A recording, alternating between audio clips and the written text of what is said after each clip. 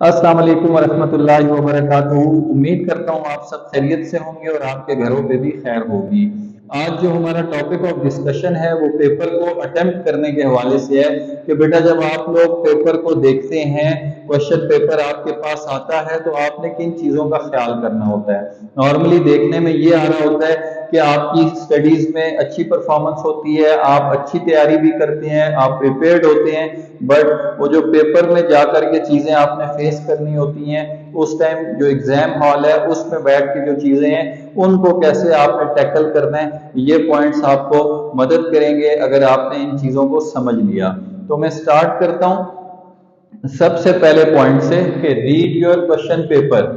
आपने बेटा पूरा पेपर अपना स्टडी करना है कि पेपर में आपसे डिमांड क्या की जा रही है।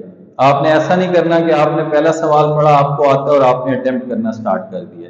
पहले आपने पूरा क्वेश्चन पेपर अपना पढ़ लेना है, आपने देख लेना है कि इसको मुझे क्या क्या चीज आती है इसके अंदर और मैंने कौन से पार्ट्स को करना है और कितना वक्त मुझे लगेगा। तो वो तब पॉसिबल है जब आपने अपने क्वेश्चन पेपर को रीड आउट कर लिया है। ठीक है, उसको अच्छे तरीके से आपने पढ़ना है पूरे पेपर को, बेशक उस पर थोड़ा टाइम लग जाए लेकिन तसल्ली के साथ आपने उसको पढ़ना है। Number 2, understand the instructions. जो क्वेश्चन पेपर में आपको इंस्ट्रक्शंस दी गई हैं उनको समझने की कोशिश करें।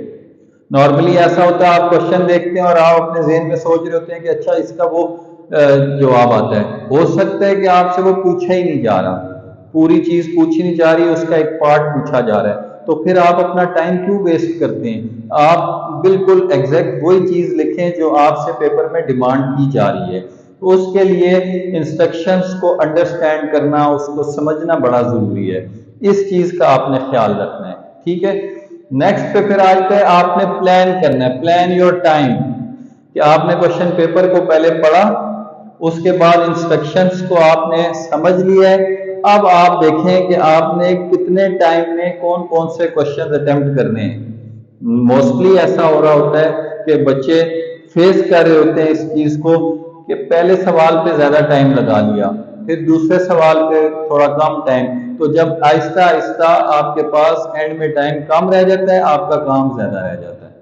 तो इस तरीके से आपने नहीं करना, आपने अपने टाइम को डिवाइड कर देना है कि इतने टाइम के अंदर मैंने ये वाले क्वेश्चंस करने हैं। ठीक है, फिर जो भी आप क्वेश्चन करें उसकी एक आउटलाइन बनाएं, आउटलाइन योर पेपर, कि जितने सवाल आपने करने हैं आपके पास कोई रफ पेजेस अवेलेबल हैं जो आपको दिए गए हैं एग्जामिनर की तरफ से, वो हैं, या और जो भी आपके पास अवेलेबिलिटी है एग्जाम के अंदर, वहां पे आप अपने क्वेश्चंस की आउटलाइन बनाते जाएं।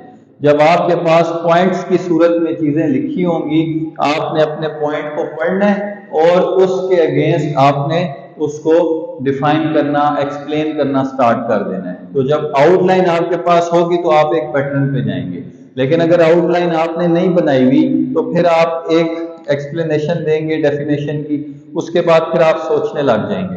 तो इस तरीके से आपका टाइम वेस्ट होगा। आपने एक हेडिंग को गाइड कर लिया, उसको लिख लिया, उसके बाद आपने अगली हेडिंग को देखना है और फिर इसी तरीके से टाइम लाइन का आपको ये फायदा हो जाएगा कि आपने पेपर स्टडी किया, इंस्ट्रक्शंस को समझा, प्लान भी कर लिया, अब आपने आउटलाइन के साथ काम करना है। इससे आपको बहुत ज्यादा फायदा होने वाला है। और उसके बाद जब आपने सारा पेपर अटेम्प्ट कर लिया है, इन सारे पॉइंट्स को अपने माइंड में रखते हुए जब सारे का सारा आपका पेपर हो जाएगा तो एंड में फिर आपने उसको अगेन पढ़ना भी है बेटा। नॉर्मली आप क्या करते हैं, ओके मेरे सारे सवाल हो गए, वो शीट को स्टेपल किया, एग्जामिनर को दे दिया। इस तरीके से जो आपकी गलतियां होती हैं वो आपको पता ही नहीं होती कि आपने जल्दी में या लिखते हुए कौन सी गलतियां कर दी हैं।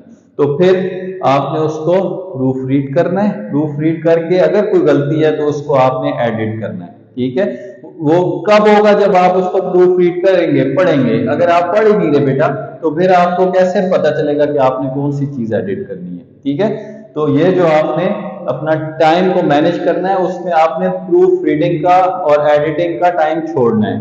वो 5 मिनट है, 10 मिनट है, अकॉर्डिंग टू सिचुएशन आपने चलना है। ठीक है, and the last and very important point कि आपके पास 3 घंटे हैं, 2.5 घंटे हैं, 2 घंटे हैं, whatever the time is, you have to manage your stress. आपने स्ट्रेस नहीं लेना. अगर आप पेपर में आए हैं और पहले ही घबरा गए हैं कि पता नहीं क्या होगा, पता नहीं पेपर कैसा होगा, पता नहीं कौन से क्वेश्चंस आएंगे, तो आप स्ट्रेस ले लेंगे. बिल्कुल रिलैक्स रहें, रिलैक्स रहें और ये सारे काम करें. जब आपने ये सारे काम करने हैं तो आप स्ट्रेस को भी मैनेज कर लेंगे और इंशाल्लाह जो पहले आपके मार्क्स आ रहे हैं उन मार्क्स से बहुत ज़्यादा इम्प्रूवमेंट आ जाएगी. तो मैं उम्मीद करता हूँ ये पॉइंट्स आपको समझ आ गए होंगे और नेक्स्ट जो भी आपके पेपर्स आने वाले हैं उसमें आप इन पॉइंट्स को फॉलो करेंगे और इंशाल्लाह अच्छे ग्रेड्स लेंगे. बहुत शुक्रिया. अस्सलामु अलैकुम वरहमतुल्लाहि वबरकातुहू.